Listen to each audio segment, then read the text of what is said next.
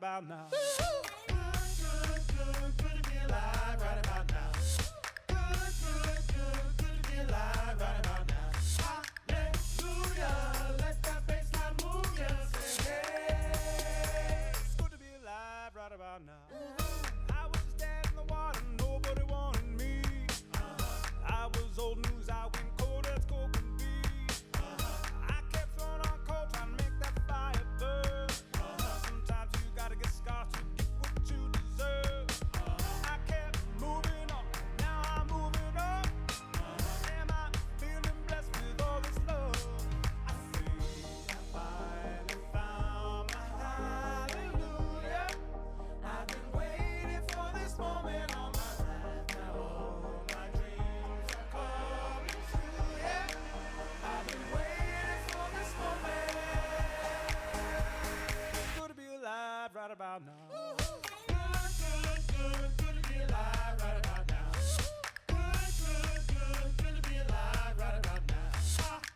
Hallelujah, let that bass line move ya. Say hey, it's good to be alive right about now. I almost cannot handle it. I could get used to this. I almost cannot handle it. I could get used to this. I think I finally found my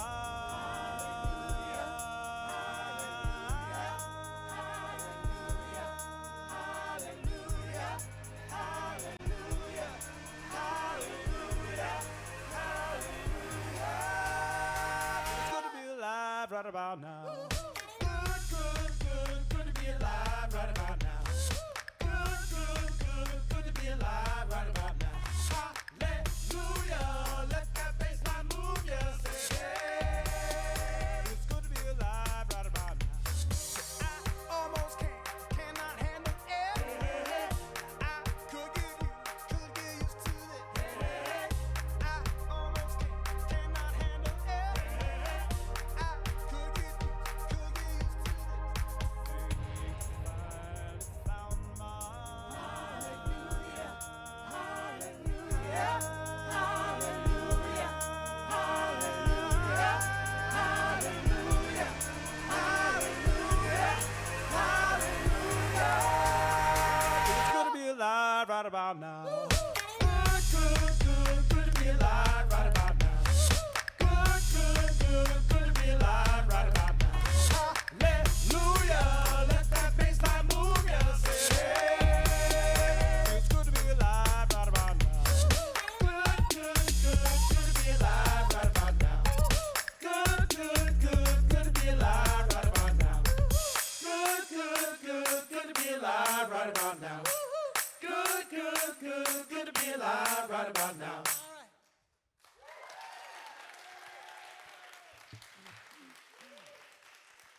To talk to y'all. Good morning.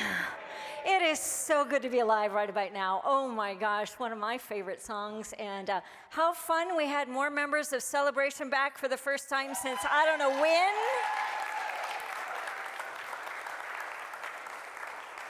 We've got a handful of people in the building. I understand we went to stage 3, so next week we're going to be open to 50 people. Get your RSVPs in. Right about the time I'm leaving, y'all come back. What's up with that? I'm not leaving quite yet, but we have a very, very exciting day today. First of all, welcome all of you who are in the building, all of you who are on the pavilion, welcome, all of you in Facebook land, YouTube land, wherever you're watching. We're so glad that you're here with us today. It is a special day. My name is Reverend Eliza Bloom Robinson, and I have been your bridge interim here as you've been in a search for a minister. Woohoo!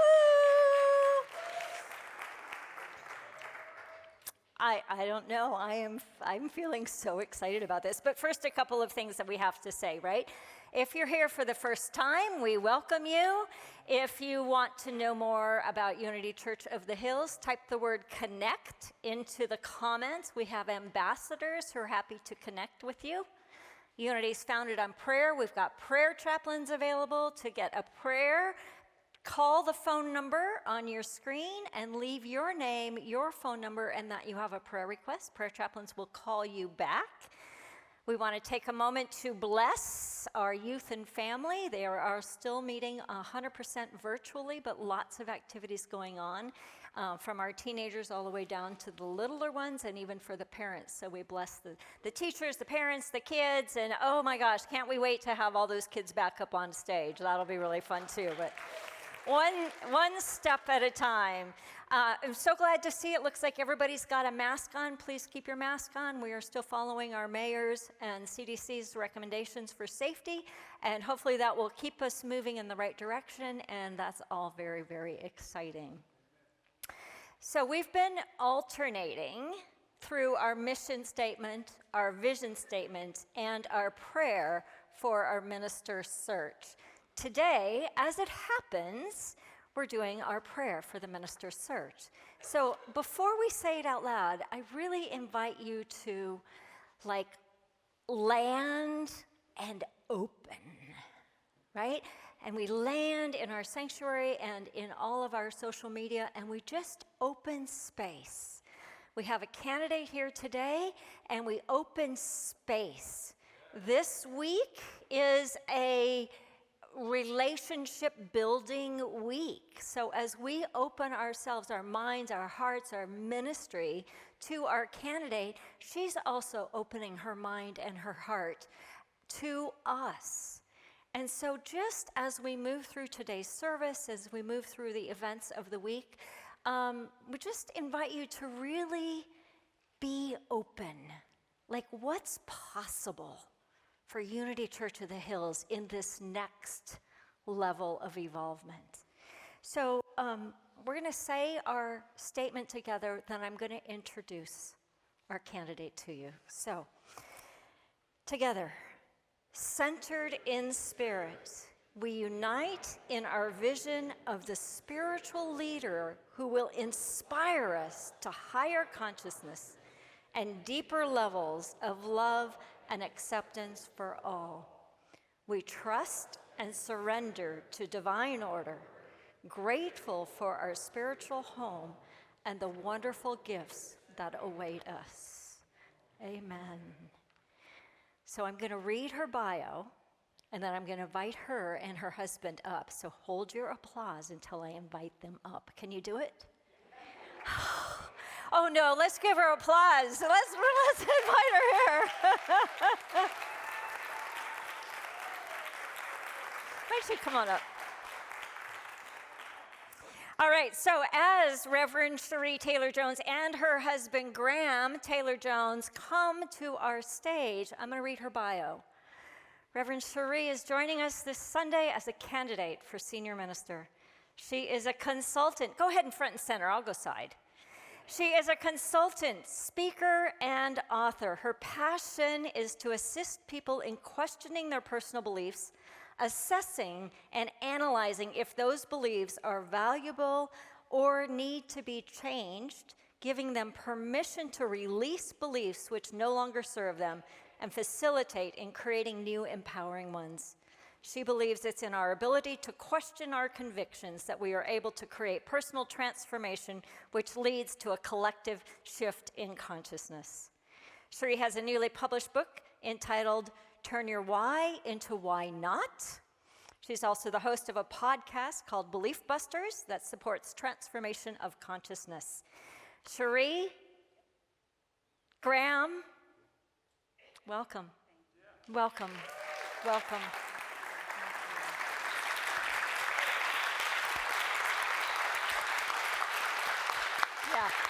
Yeah, stay here.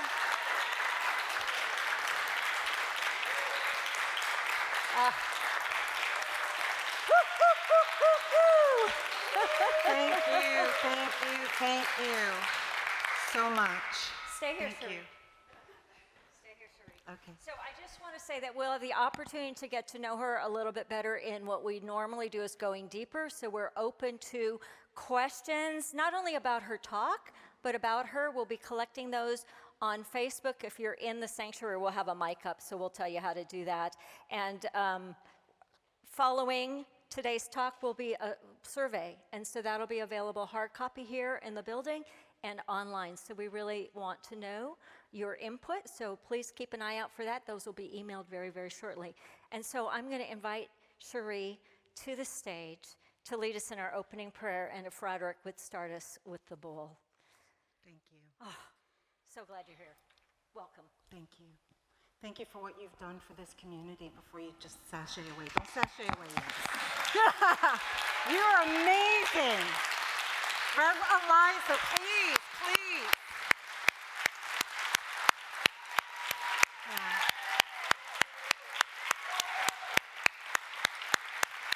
Thank you. What she has done for this community is build that bridge. You've realized you can love at a deep level your minister again. That's a huge gift that she's brought here. I'm ready to love you up.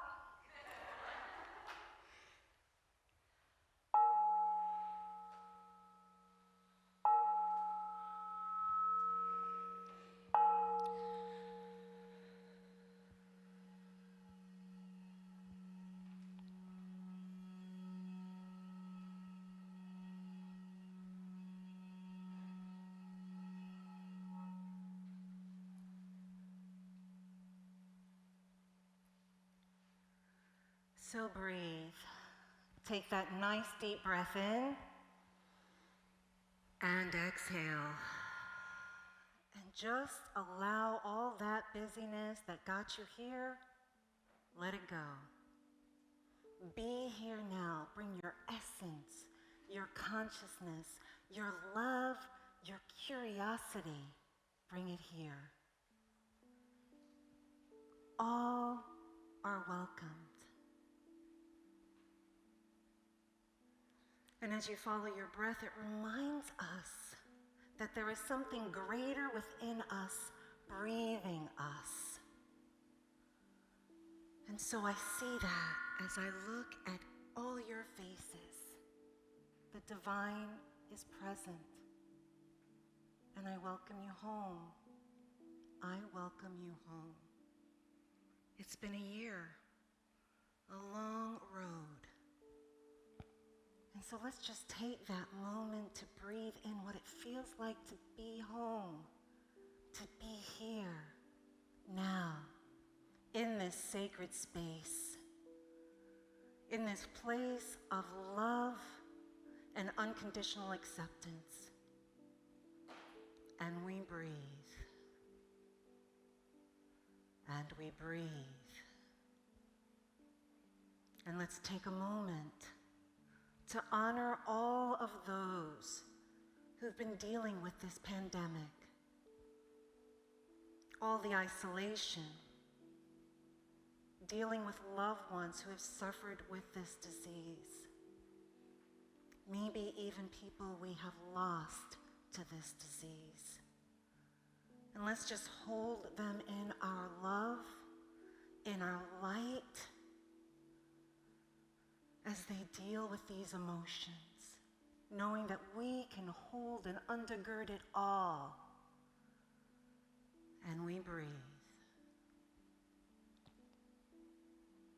And we honor.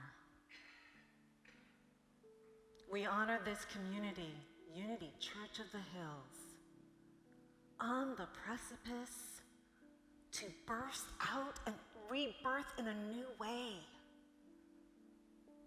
I know you can feel that energy bubbling, as I can. And so we hold the knowing for this community that you are attracting the right and perfect minister here now to partner with you, to love you, to walk beside you as we do what is ours to do, not just here, but out in the world. And we breathe. And we breathe and we know that this is a new beginning, a new rebirth for this community. And we say yes. And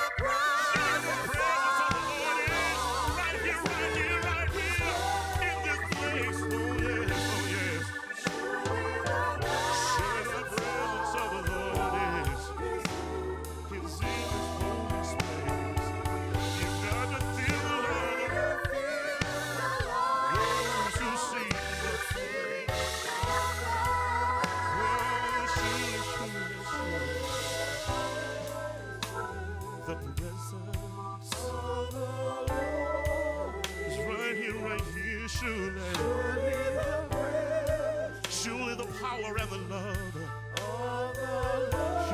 right here. Surely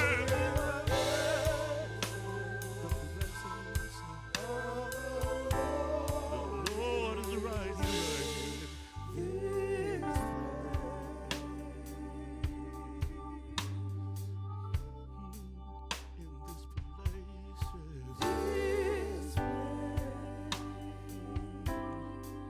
Feel it moving, feel it moving, feel it moving in this place, yes.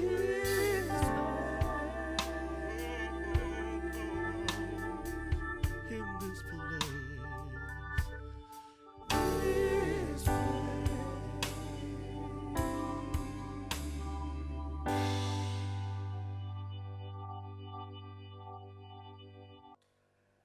Surely the presence of God is in this place.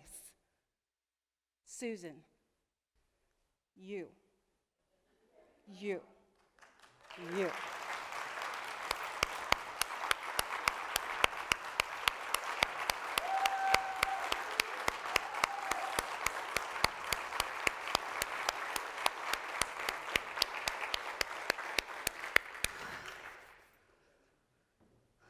You may not know this, but she's attracted me here. And that's a story that I'm willing to share with you. But do you feel that energy?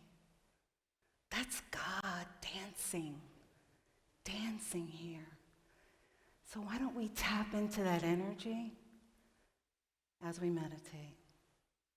So if you're willing, allow your feet to be planted on the ground. Allow Mother Earth to just ground you as we do some energy work.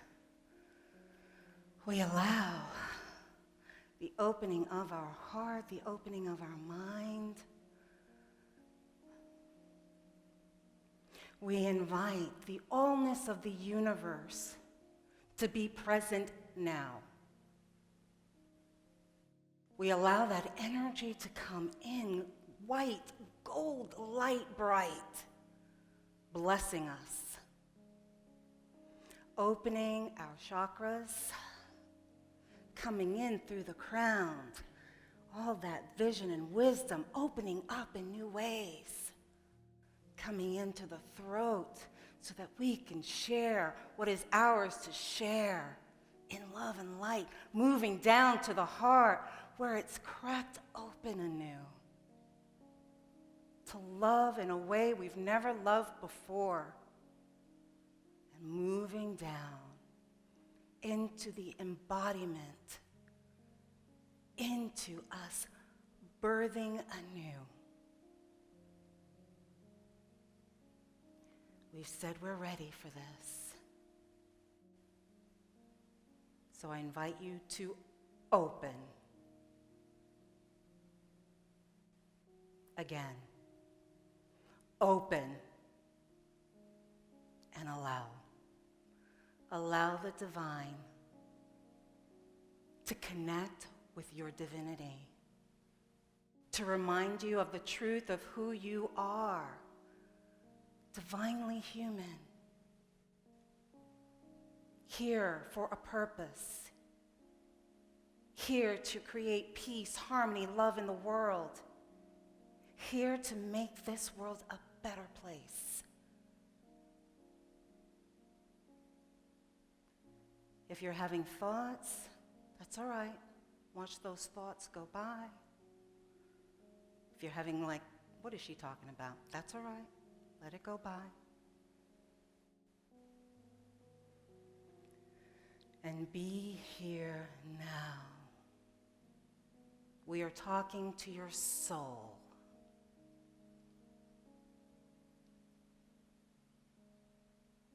And your soul has 2 questions to answer today in this meditation. And I invite you to go into the silence to answer these questions. And it's a yes or a no. Are you ready to evolve your consciousness? If there's sentences happening, your mind is still. Engage, drop down deeper. Yes or no? Are you ready to evolve in consciousness? Yes or no?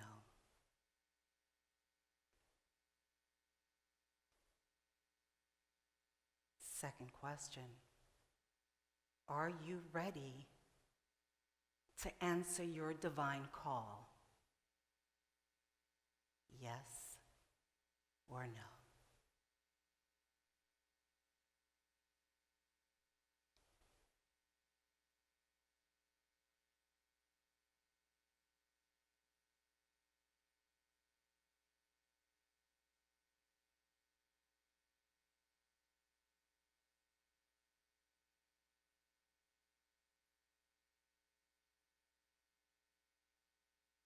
At the sound of my voice, take a moment in thanksgiving for the answers that you received, that you heard. This is an auspicious time. Take a nice deep breath in and exhale. Bring your awareness back to where your butt is on the seat. Feel your feet on Mother Earth. You may want to stretch a little bit. Open your eyes, and I see you.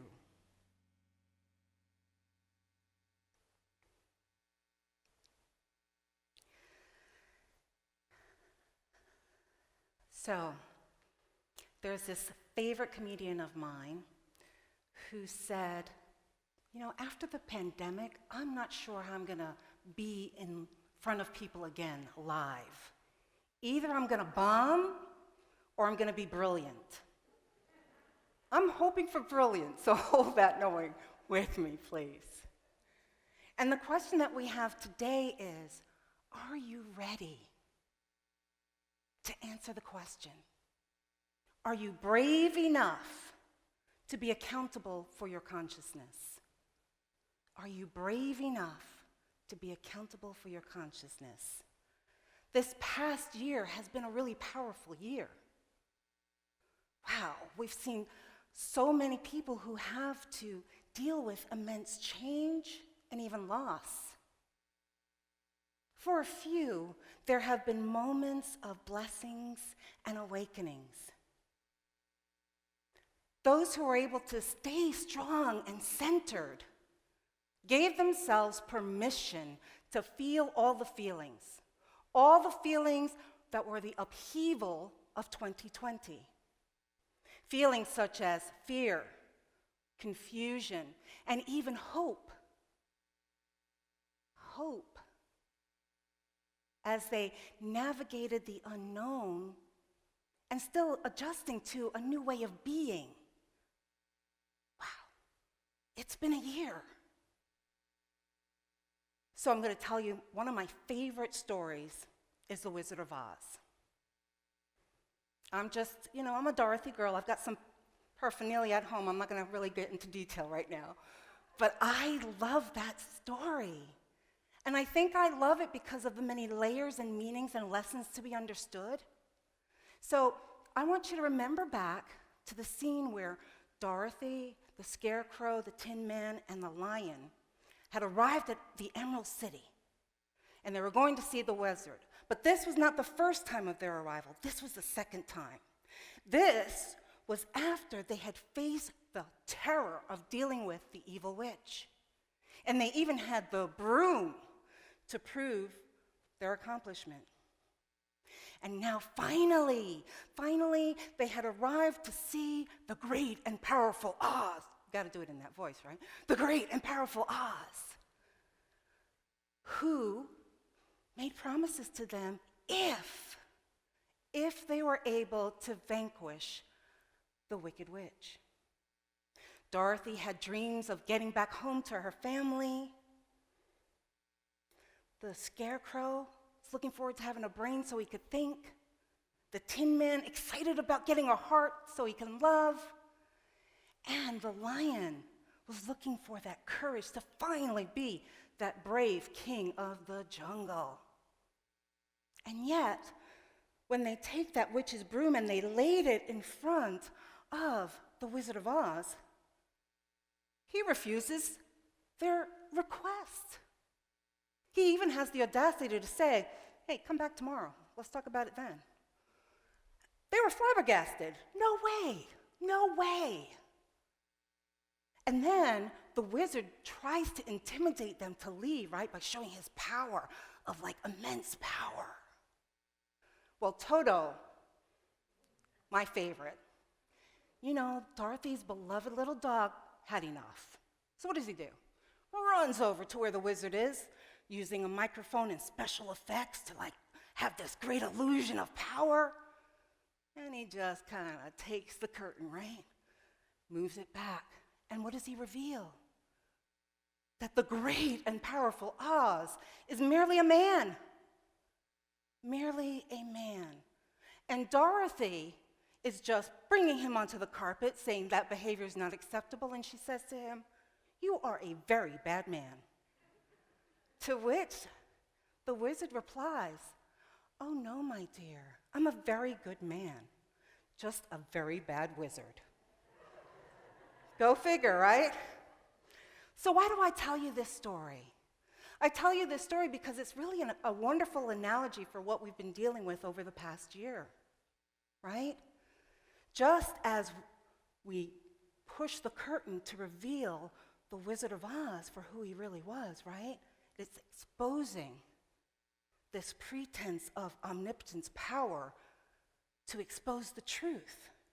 The truth is that he was invested in keeping up the appearance of the illusion of power. Did I get him? All right. So 2020 is calling us to lift the veil on the imbalance of society. The imbalance of society, the unjust economic systems, the broken healthcare system, the damaging caste system that still exists today. Oh my gosh. And across the country, people got to the streets, pandemic or no pandemic. They got on the streets, they marched to bring those hidden horrors to the light. Bring those hidden horrors to the light. And we were forced to then acknowledge that we have a lot of shadows hidden within the human psyche that really need to be called up to be healed.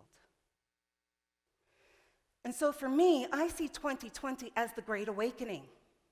The Great Awakening. Now, before you start to throw anything, let me just preface that with let's go a little deeper there, all right? So I'm going to look at a sacred text. I'm going to look at the New Testament. I'm going to look at Matthew. Now, here's the thing. The book of Matthew happens towards the end of Jesus' Sermon on the Mount. And what do we know about that? That sermon is known as Jesus' instructions to us on how to be the Christ in the world. And it's towards the end in chapter 7 that he's talking about the kingdom of heaven. And in Matthew chapter 7, verse 21 to 23, and the title is Concerning Self-Deception. Hear that. Not everyone who says to me, Lord, Lord, will enter the kingdom of heaven, but only the one who does the will of my Father in heaven. On that day, many will say to me, Lord, Lord, did we not prophesy in your name and cast out demons in your name and do many deeds of power in your name? Then I will declare to them, I never knew you. Go away from me, you evildoer. That's some powerful words. That's why I like Jesus as a way shower. He's amazing. He doesn't like hem and haw and do the it's all nice thing, does he? No. He calls it as he sees it. And what Jesus is saying there is, just because you claim you are the Christ, doesn't mean you are. I heard that, right? Doesn't mean that you are. So you may have the nice words, profess faith and morality, but that doesn't mean that you're going to enter the kingdom of heaven. But here's the thing. The kingdom of heaven is accessible and achievable reality for everyone. Why? Because the kingdom of heaven is within us. It's within you. It's within me. And that means that the Christ consciousness comes from where? Within. It comes from within. I have also another favorite author of mine who is John Sanford. And John Sanford has written this book called The Kingdom Within. And it's a really cool book. And I actually learned about it in seminary, where he looks at Jesus' sayings and parables and then really kind of dovetails it to consciousness. He writes this: "The kingdom within requires a morality which is not founded on rules and regulations imposed from the outside, but on self-knowledge. This self-knowledge can be achieved through inner confrontation."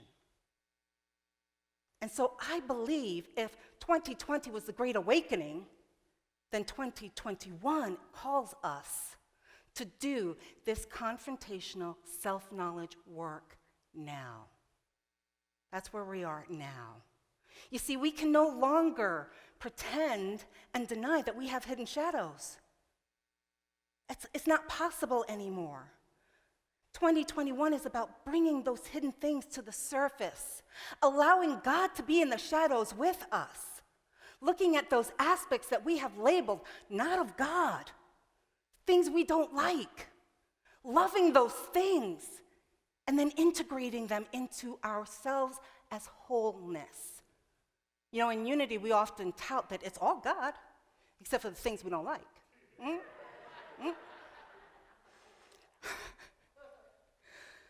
So how do we do this work? I believe we do this work first by looking at our indoctrinated beliefs. Now, in case you're wondering, what are indoctrinated beliefs? Let me back up a little bit. We are born on this planet. We come in as babies and toddlers and kids, and we are these bright, shiny lights filled with love and unconditional acceptance for everything and everyone. We don't care. Black, white, purple, green, live, not alive, inanimate, animate. We don't mind. It's all love. And then for most of us, our families, they think, you know, if this kid stays this way, they're not going to survive on this planet, right? And so they start talking to us about their beliefs. And so many parents, grandparents, other family members, they believe it is their job to prepare children to be able to navigate the world successfully. And it comes from the intention of really wanting them to thrive. But here's the thing.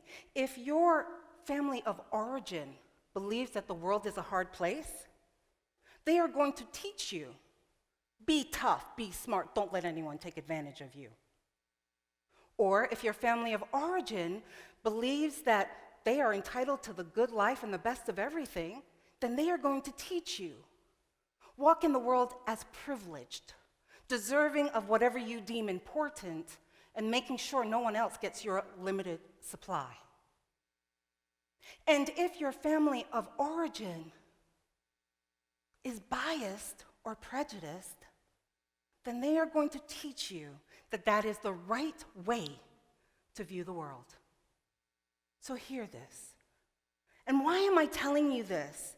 I'm telling you this because whatever your family of origin beliefs are, that's what you're going to believe. They taught you this. How could they teach you anything else? That's all they knew.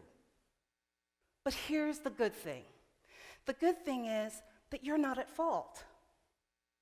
You have these indoctrinated beliefs. And you don't have to blame or shame your family for teaching you that, because really they did it from their best intentions. And we've always heard that, and I remember thinking, yeah. But no, really, when you look at, this is all they know to do. This is what they were taught. And then that kind of loosens it up, doesn't it? We don't have to look at them, look down on them, or label them bad. And as children, we are these sponges. We just absorb all this information. And then it gets imprinted into our consciousness. And we believe their beliefs are our beliefs. We believe that. And the reason that I'm telling you this is because I want you to be aware that if you're no longer defended in knowing that you have biases, because that's part of the human experience, my friends. If you're alive on planet Earth, you're going to have biases. Then that allows you to breathe and not be guarded and defended and allow those biases to come up to the light. Hello? So you can love them. So you can be with them. So you can have God imbue them and then integrate them. So you're no longer triggered. With me? All right, good. But now when these beliefs become conscious, guess what? It's your responsibility now to look at these beliefs. It's your responsibility to say, is this belief even mine? Hello? Is this mine? Or is this somebody else's? Is this belief of God? Is this belief of oneness? And then you can discern. Well, if it's not of God and it's not of oneness, then I can release this. And guess what? I could create anew. So I'm going to take one example of a belief that so many of us have, that not good enough, that being not good enough. So let's say we have that. The first thing we do is we do a query. When was the first time I heard that or I knew that? And then who taught me that? You know, maybe I heard it at home, maybe I heard it at schools, maybe it was my mom taught me, my teacher taught me when I didn't get an A on the test, whatever that is. And what you're doing right now is you're starting to deconstruct so that you can construct. Got it? Okay, and then you look at the belief and go, is this belief of God? Is this belief of the divine? Now, in case you're wondering, not good enough is not of the divine. Just in case you're wondering, because I know some people are like, well, no, it's not, because you are more than enough as a divine being of God. So then what we need to do is we need to work this energetically. Energetically. Do you remember the 4th of July, those like sparkler things that used to have? Mine always burned my hands. No matter how long I tried to hold it, I always got that little burn. So for me, that is what I view when I'm working with a belief that I'm working on changing. So my belief looks like that little sparkler. And we have a conversation, my friends, with that belief. We let it know, thank you. Thank you for doing all that you've done to help me survive in the world. I get you are necessary. Maybe you helped me fit in with my family. Maybe you kept me safe. Maybe you kept me feeling secure. But now I'm evolving, I'm awakening, and I no longer need you. I no longer need you. But thank you. And I imbue it with love. You know, our culture is so much about excising things. This is not that talk. This talk is about how do we love what we've intentionally labeled bad. All right? So I love it, and then I envision it being released into the heart of God, the heart of the universe, being loved, being transmuted, allowed back down in through all of my being, because it's been transmuted. It's been transmuted. So now that I've released that in love, notice I'm still integrating it, hasn't gone anywhere, but it's been transmuted. I now get to create a new belief. And this is why we sit in the silence. This is when we connect with the allness of the universe to create something magnificent. Magnificent.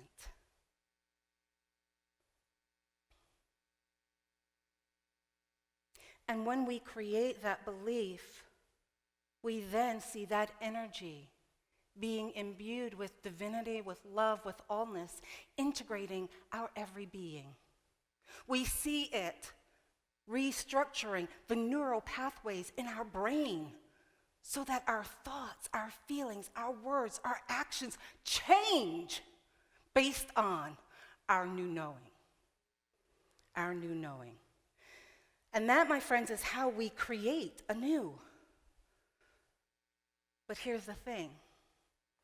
Each of us, as metaphysicians and spiritual practitioners, are required, did I say that word too strong? Are required to do this work. This is what we're required to do. We are not here to spiritually bypass our thoughts, our feelings, our words, our actions. We are not here to say it's all good when we're coming from a place of insecurity or fear. That's not what we're here for. We cannot change this planet until we change ourselves. That's what's required. We can no longer be comfortable and say, I got mine. You go figure out how to get yours. That's separation. That is not oneness. That is not acceptable any longer. But this is work. It's work releasing the old beliefs, the error beliefs that are not of truth, and creating new beliefs that come from the very heart of God. It's necessary for us as divine humans. It's necessary for the ascension of our planet. This is the work that we're doing.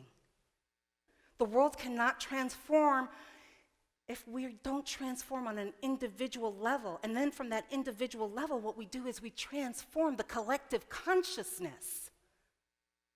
And in that transformation, we are ripping the veil on the illusion of separation and lack. That's not real.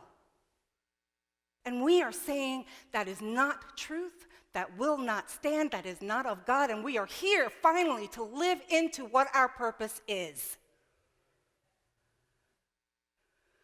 My friends, this is how we create heaven on earth. This is the work. So today I'm inviting you. I'm inviting you to be brave. Brave enough to be responsible for creating new beliefs aligned with Source. Brave enough to be responsible for the thoughts that you have, the words that you speak, the actions that you take, and how you show up in the world. That's what I'm inviting you for today. That's the work I want to do. That's the work I want to do with my people. That's what I'm looking for. And if that's not yours to do, say no on that card, baby. Say no. Do you hear me? Because I'm calling you up. And if you say yes, this is the journey we're going on together. So I'm going to invite Audrey to play this clip of Jenna Stanfield. And while it's playing, think about how brave are you going to be and what are you going to do? Blessings. What would I do if I knew that I could not fail? If I believed would the wind always fill up my sails? How far would I go? What could I achieve? Trusting the hero in me. If I were brave, I'd walk the razor's edge where true believers dare to tread and never lose faith, even when losing my way. What step would I take today if I were brave?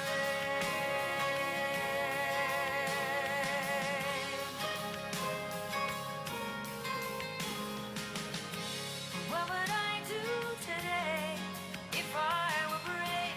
What would I do today if I were brave? What would I do today if I were brave? What would I do today if I were brave?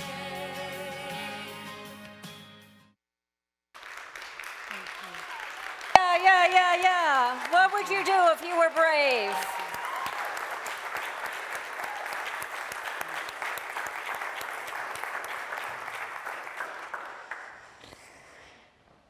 What would you do if you were brave? Ooh, I'm loud. What would you do if you were brave? How would you give if you were brave? How would you stand in the world if you were brave? Are you brave enough to take a look at your consciousness? Thank you, Reverend Cherie. Thank you, thank you, thank you. Yeah. So it is the opportunity that we have to give at our time of offering. So I hope that you're super inspired. And we know that as we give, so we receive. So be brave in your giving. As we give to Unity Church of the Hills, Unity Church of the Hills then in turns gives on and on. It is a cycle, an ongoing cycle. We certainly appreciate all of the gifts that are given. We have several ways you can give. They're on your screen. You can send a check. You can drop a check. We won't pass the offering bags in the sanctuary today, but we'll have baskets at the back when you leave. You can do it online on Facebook or our website. You can text UCOH to 77977, and we have an app. You know what? If you were brave, maybe you'd give every single one of those ways today. I mean, why not, right? So our offering statement is this. Will you say it with me? Divine love, through me, blesses and multiplies all that I am, all that I have, all that I circulate, and I am grateful. Feel that gratitude as you give forth. Amen.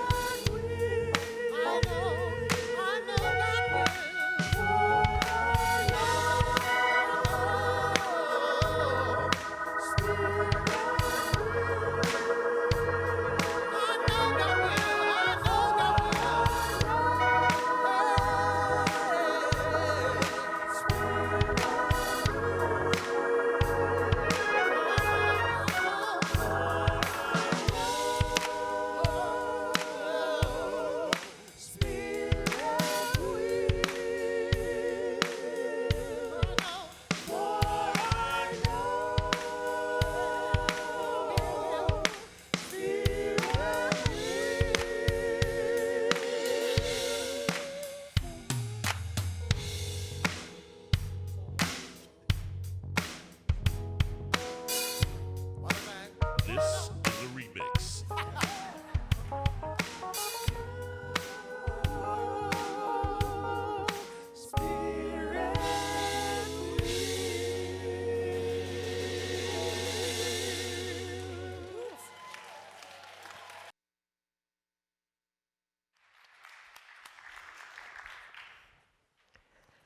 So, before we move into our closing announcements, we have someone who is turning 90 years old on Wednesday.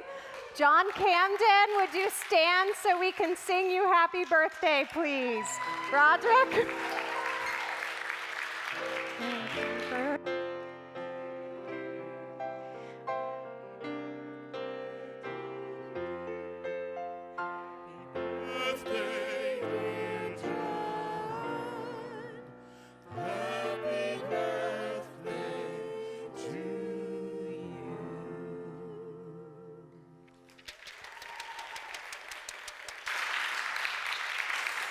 We love you, John. Happy birthday. So immediately following the prayer for protection, well, not quite immediately, because we're going to need a little time to turn around. We are going to have the Going Deeper. So for those of you on Facebook and YouTube, get your questions ready. We'll have a mic down here and somebody kind of managing that process. If you've got questions here in the sanctuary, we'll tell you about that in a minute. Immediately following the Going Deeper, around 1 o'clock, you'll all get an email with that feedback form that Reverend Eliza alluded to. So please take a moment to let your board of trustees know what your thoughts are. But for now, we're going to close with our prayer for protection. The three of us are going to read it, and we're using the embodied version. So take it away, ladies. All right, here we go. I am the light of God. As the light of God, we shine.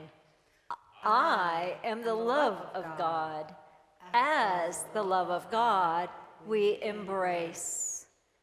I am the power of God. As the power of God, we stand in truth. I am the presence of God. As the presence of God, we radiate love.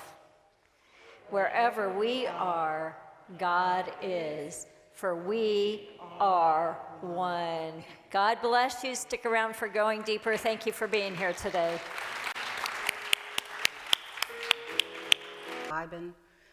As they talked about doing the podcast, and I did also transitional ministry. It was a passion of mine because my background is organizational development, so it's a kind of nice fit for both of those. And I saw this community come up on the listing, and I went, my community's there. They're ready. I started to fall in love with this community back when Celebration went to the People's Convention in San Antonio. And I was there as all the other ministers are there. And they came out, and I was just like, oh my gosh, I vibe there. That is so cool. So it took a while, actually, because I was not in full-time pulpit ministry for such a while. I had to go through a whole headquarters re-entry process, which, let me tell you, is not a light task. You go through a whole, like L&O, licensing and ordination process all over again, it feels like, but it's not. Just so that they can bless you, that you can apply. And I thought you were worth it. And so I said yes to it.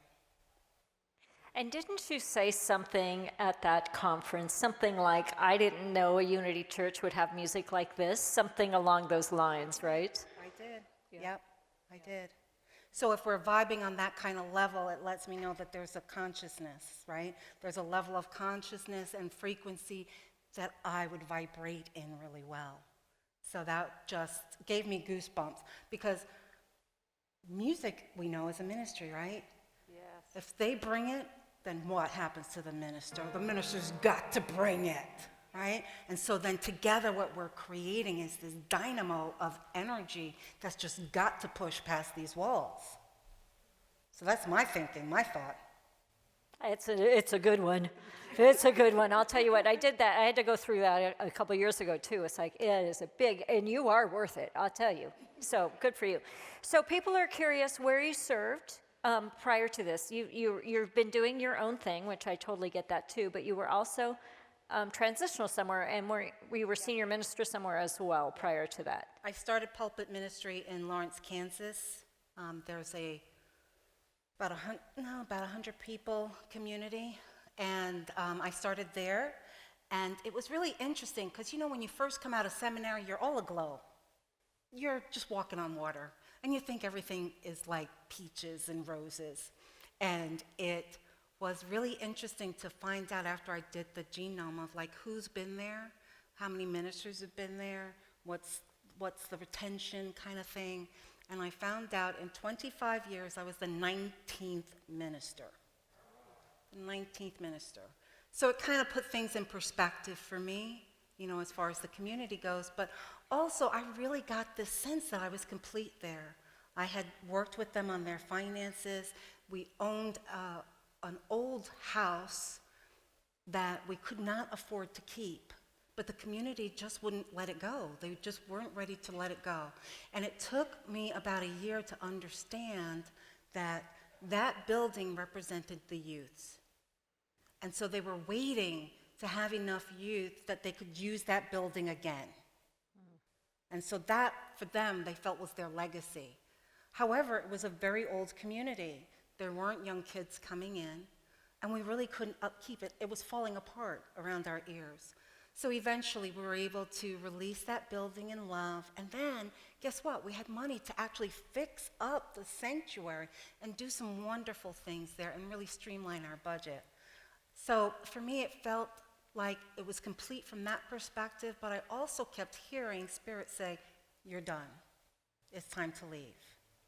And I felt in love with them, you know, and so I didn't really ready to leave, but I kept hearing it really strong. It's not time to renew the contract. And so I left with the understanding that since I heard that, well, like in 2 months, I would know what the next thing is. Not quite. So it's been a long journey to get here. I've done some also additional training, and I've trained in the Lombard mediation skills. I've trained in interim ministry skills, which talks about transition, so that gives me credibility as I do transition ministry out in the field. I just finished my 6-month contract with a small little community out in Richmond, East Bay, so in the Bay Area. California. Thank you. Like everybody should know. No. We're in Texas. Yeah, exactly.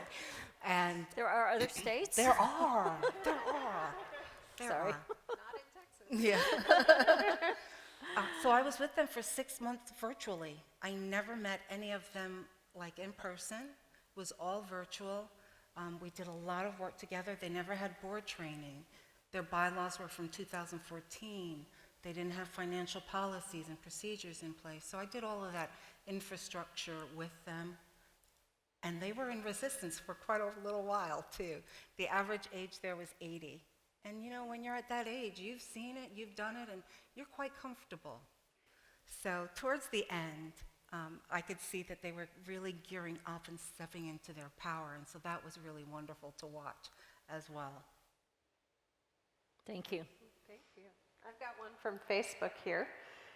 So how do we, as a spiritual community of love and acceptance, ensure that we stay that way as we do the work that you discussed today? There just needs to be a foundation that whatever we are acting out with at times, underneath that is love.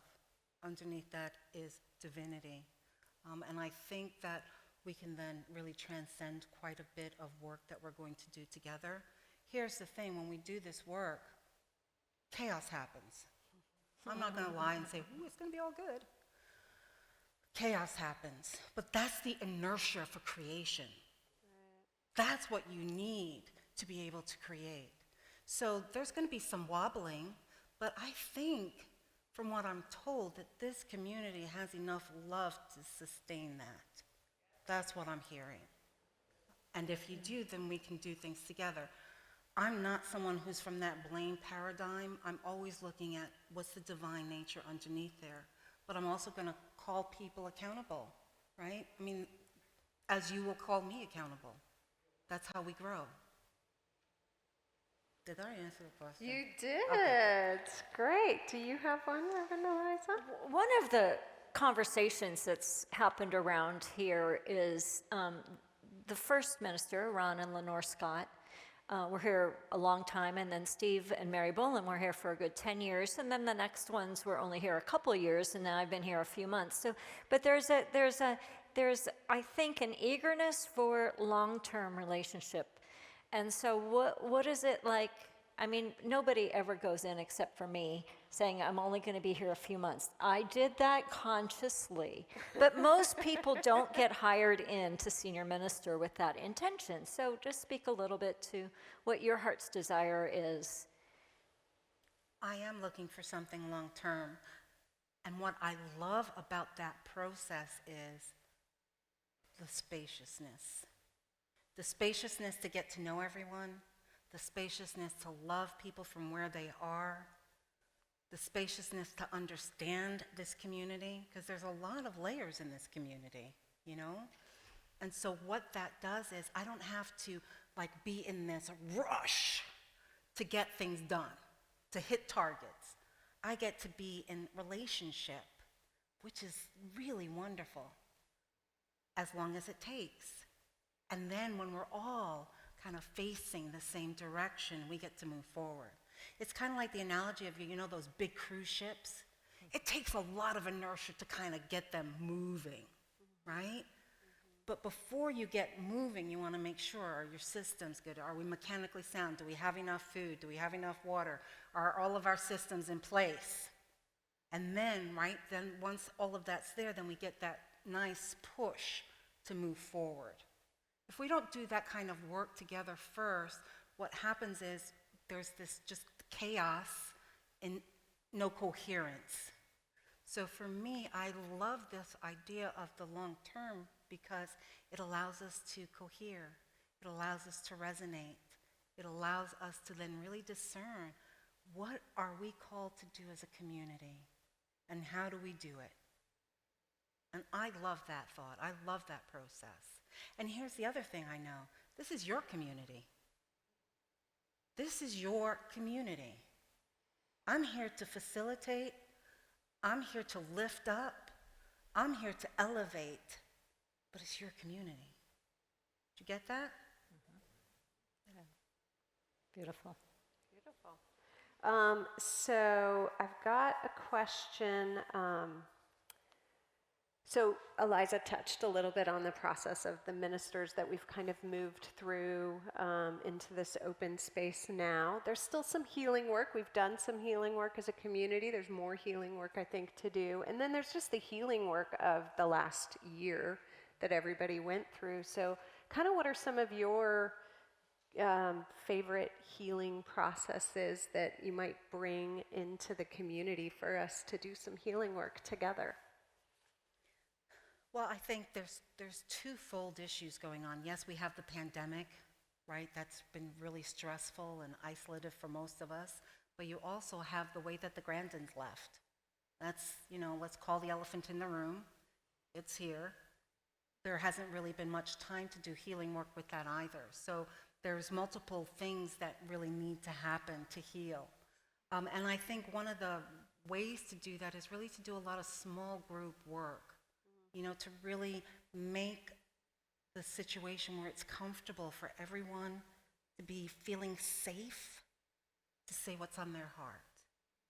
In a place of openness, in a place of accepting what their perspective is. Just because you have a perspective doesn't mean that you're right, right? What's that saying? There's my story, your story, and then there's the truth. Right. Right?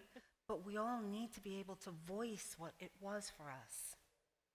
And then from that place, we move forward. We make a way forward, you know?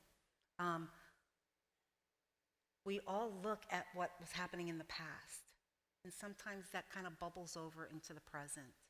And unless we do this kind of healing work, we're constantly looking back. We'll be constantly looking, is she going to turn into? Is she going to do this, right? So that's the kind of work that we really need as foundational for us to trust each other, because it is a trust, right? To trust each other. That we can do this work together, that I'm here to support you, I'm not here to set you up, I'm here to love you, I'm here to see your highest good. And you're not going to know that just from my saying it. How many people have said that before, right? It's in my actions. It's in my slow getting to know you.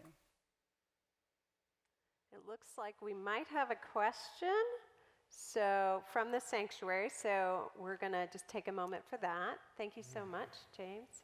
Reverend Cherie. James! Thank you. I know the face, but the mask was covering it. James! Hi, there you are. Hi, honey. We welcome you and your husband. Thank you. Welcome. Welcome. Welcome. Question. You asked me so many questions already. Dude, guys, this search team, they love this community. Let me just tell you, they wanted to do their due diligence. I have been through the mill, my friend. Yes. Through the mill. Beautiful team. I Thank think you. we started talking to you back in, November, October? Yep, November, I think. November or so. I think. Yeah. The question is, what is the one big ask that you have of this community in order to be successful? Ask. ASK. ASK. One big ask. Ask. Like me asking? I should take my mask off. Thank you. Yes, what is the one big ask that you have of this community in order for you to be successful? Great question. That is a great question. The mask kind of hit everything. Thank you. Yes. Yeah. That's a great question. I think my ask would be to trust that what I'm saying and stepping into is truth. To give me the benefit of the doubt. To give me the benefit of the doubt. I think that's all I can ask of you. Beautiful. Thank you.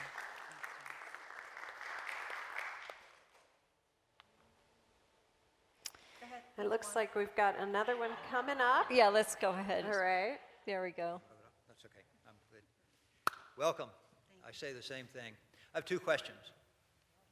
One is, can you give us a second lesson that was as powerful as this morning's? Let's hope so.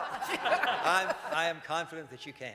And the second question is equally flip.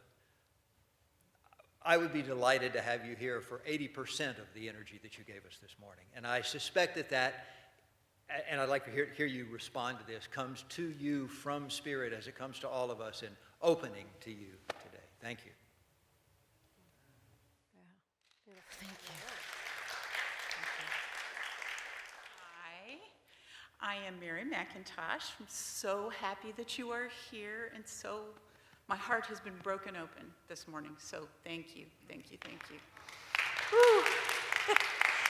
So my question is there a role for social justice in ministry?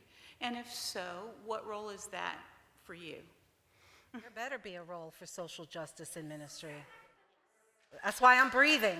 That's why I'm breathing. Yeah, great question. I could kiss you if I could, but that's a great question. Thank you. For me, ministry is not about feeling good. Yes, it's great to feel good. I'm not saying there's anything wrong with feeling good.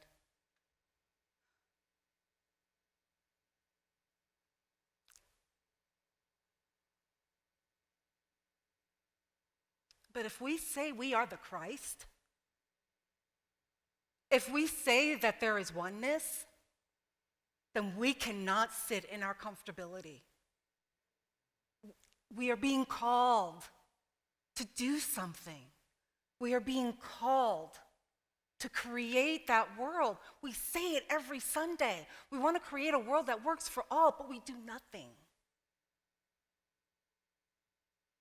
So yes, I believe that there are spiritual principles and practices that are powerful to the individual. And once you get that, then what? My friends, then what? The call is to practice what you know.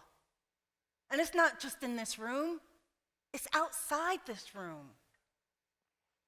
That's what I believe I'm called for. And I'm looking for resonance with a large enough group that we can really move forward and do some good in the world.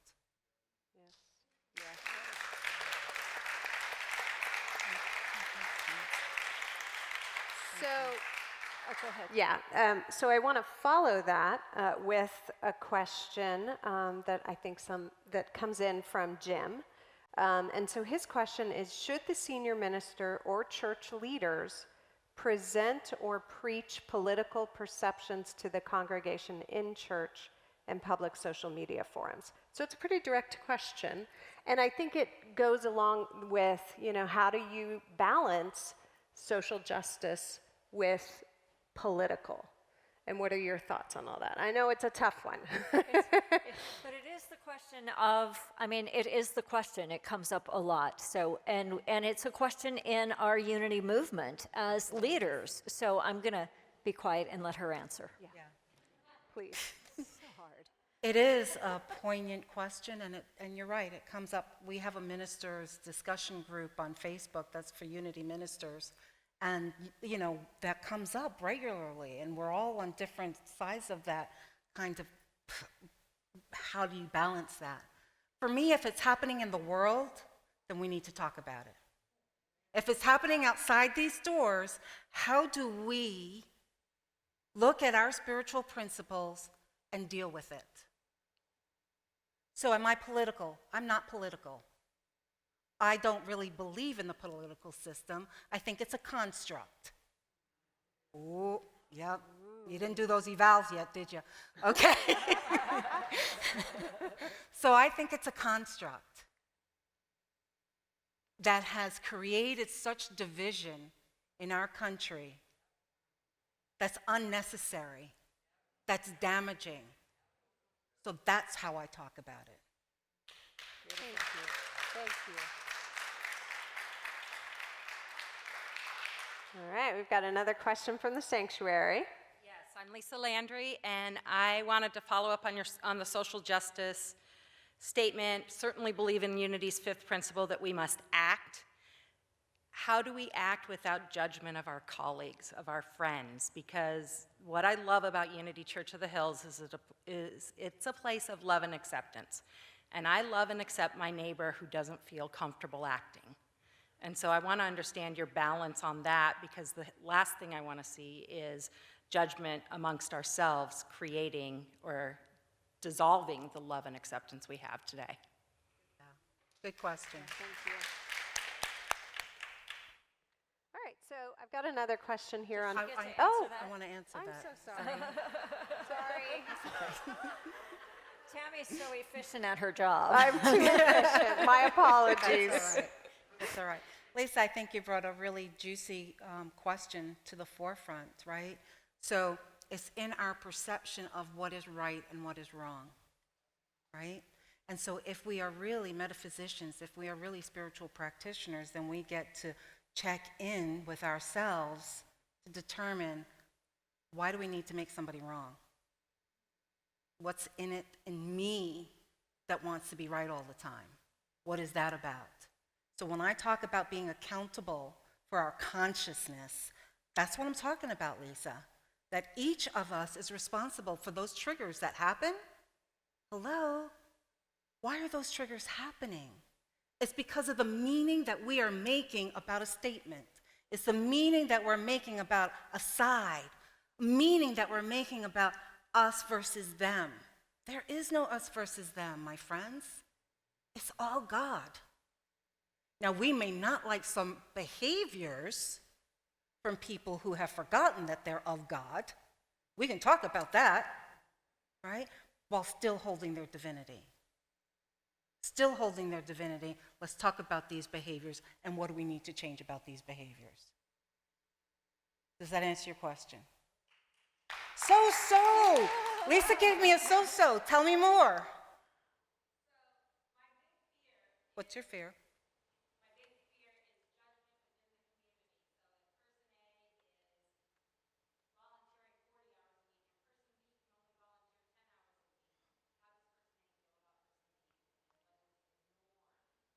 And can you repeat that for Facebook? Facebook. Yes. We're going to repeat the question. So the question is, within the community, how do we deal with equality, is what I'm hearing, based on if someone does 20 hours of volunteer versus 40 hours of volunteer work in this example. How do we do that? If we are doing what we love, if we are doing what our purpose is, it doesn't matter. Did you hear me? It doesn't matter. So if I'm called for 40 hours a week and that's what I want to do, I am driven for that. Bless you and thank you. If I am called for 20 hours a week and that's all I'm willing to do, bless you and thank you. We got to get out of each other's business, basically. Yeah. Get out. Yeah.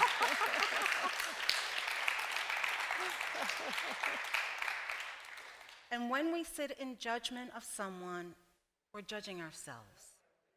We're judging ourselves. So let's have a little compassion for ourselves as well, right? Because we are under that construct of production, and productivity means value. Well, that ain't necessarily so, right? And so we have to learn to deconstruct that to create a new. And that ain't easy, because everything around us tells us what you do is what is valuable. Beautiful. Lisa. All right, I got thumbs up. So there's important work for us to do. There's serious work for us to do. And one of the things that you said, I think it must have been in an email because we were email exchanging, is let's have fun. So why don't we talk a little bit about what you like to do for fun? I'm just going to go light real quick because it's important, and I think everybody's thirsty for a little bit of fun. And I know as a community, when we could gather together, we had a lot of fun, and I look forward to all that fun again. So just touch on, what do you love to do? So I'm really a big goofy kid, which is, a blessing and a curse. Depends on how you look at it. So I like to play, I like to have fun. If I'm not having fun, then there really isn't a point for me to be doing it. Amen. Yes, we have tough things to do. Yes, we can step into that. But if there isn't joy, like I'm doing this because it's joyful because I'm seeing where we're going next, or I'm seeing that light bulb go off and something just happened there. Yeah, you're right? That's fun. So on the work side, yeah. I like being outdoors. Obviously, my hubby and I were RVers at this point, so we like being outdoors. We have 2 little chihuahuas that just, they're our world. Unfortunately for you, you're going to see a lot of those pictures. Music just opens me up in a whole new way. I love to dance and just have like a good time. It doesn't have to be anything special. Just sometimes just vibing with someone, and you see them and you can get each other's jokes. Liza, we're good. The queen of bad jokes. She is, isn't she? I'm looking out, I'm like, no, oh, Eliza. But it makes me laugh. And that's what it is, right? So it's just that she's like this, I don't know, I just find this joyful partnership, which is, it didn't have to be that way, so God knows I'm grateful. Yes. Grateful. Yes, thank you. And likewise. And Sheree and I, both being unity ministers, had not met each other. She came into my field of awareness this past year as we were starting to do some of the hard work as unity ministers and looking at some of the things that came up. And so we actually met this morning. But we feel like soul sisters. Yeah. So it's really Been lovely. very cool. Yeah. Yeah. Lovely. Well, I don't have any more questions here. I want to make sure we've been able to address everybody's questions. You should already have, but we've got a question. One more. Well, my question is, we really haven't gotten to meet your husband, Graham, and I'm wondering if there's an opportunity to do that. Do you see him being involved in the church at all? Just wondering how you see him participating in the ministry. So. Thank you, yeah. Graham is in this unique place, right, of being the spouse. Yes, you are my driver, thank you for that. But I've given him, and I tell this to every community that I work with, it's his journey. It's his journey to discern what is his to do or not do. Whether he comes or not comes, that's his to decide. I'm not his mom or his parent. I'm grateful for the partnership that we have. I'm grateful for the support that he gives me. But, you know, whatever, he's a layperson just like you are, you know, and he'll find his way, and just grateful for you. Thank you. Yay! All right. Are we complete? I think we are complete. Does There was a everyone feel few more good?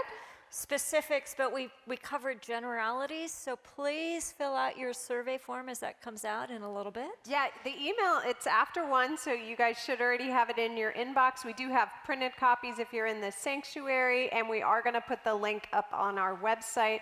If you guys can get that back to your Board of Trustees ASAP, that would be great, no later than Tuesday. So, yeah, thank you so much for being here. Yeah.